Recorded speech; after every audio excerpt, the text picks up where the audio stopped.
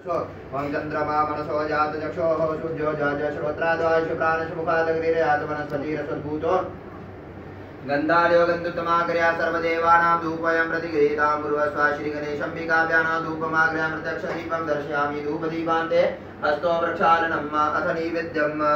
ओम नाभ्यायासीदन्तरिक्षगुंशीष्णोद्योः समवत्तदा बुद्ध्या भूमिर्दिशाः श्रोत्रां तथा लोकाम् अकल्पयन् ओम पूर्वस्व श्रीगणेशम्बिकाभ्यां नमः नैवेद्यं निवेदयामि समर्पयामि